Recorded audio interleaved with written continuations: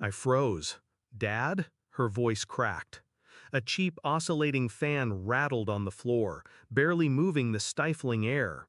It was 104 degrees outside. In here, it was worse. And this was where my married daughter was living. She was pale, thinner than I remembered. I asked the only question I could manage through the tightness in my throat. Why? Her eyes darted to the house across the yard.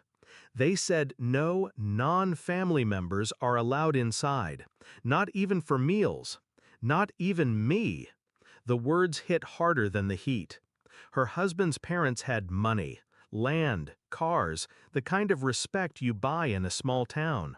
And they were keeping my daughter in a glorified oven because she wasn't blood.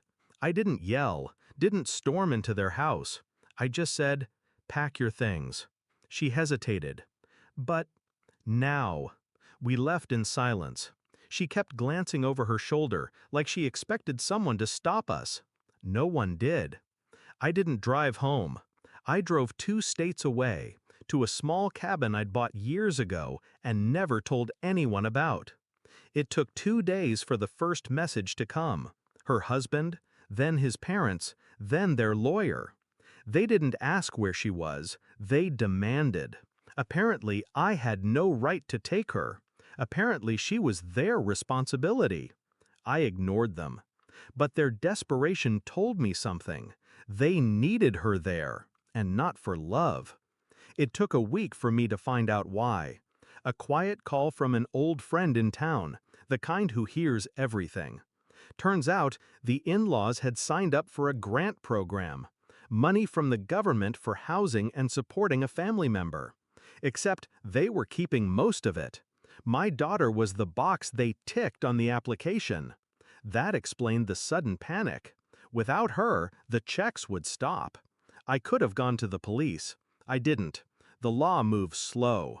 Revenge, when done right, doesn't. I started small. Every message they sent, I logged. Every threat, every insult. Screenshots, recordings, timestamps. I even sent polite replies, asking them to clarify their words, so they'd double down and put their cruelty in writing. Then, I reached out to 3 people. 1, a local reporter who hated the family for reasons I didn't need to ask about. 2, a friend in the state housing office. 3, my lawyer. We built the story like a slow, careful fire.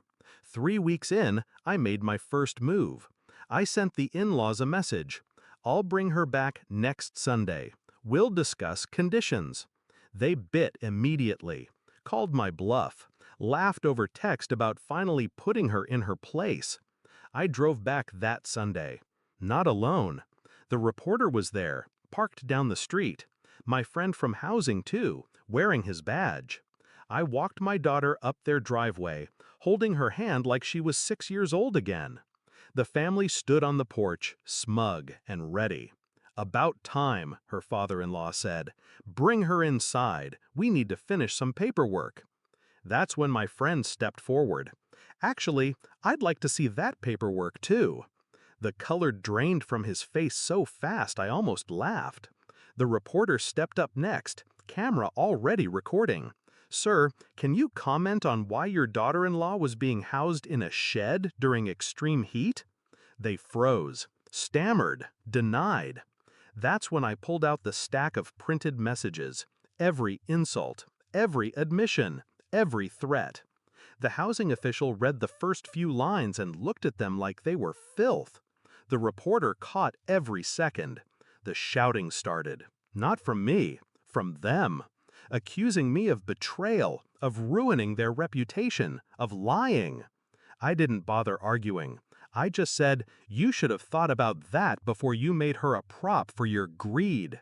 Then I turned to my daughter. "We're done here." It took less than a month for the fallout to hit. The housing department cut their funding. The local paper ran a front-page story with a photo of the shed. Neighbors turned cold. Friends stopped visiting.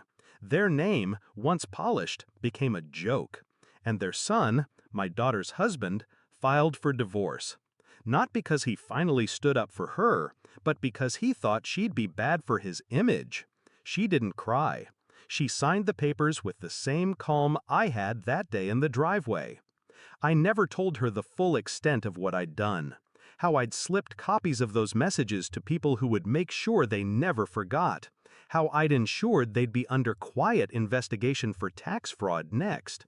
She just knew we were safe, and that the cabin was hers for as long as she needed. Revenge isn't about rage. Rage burns fast. It's about patience.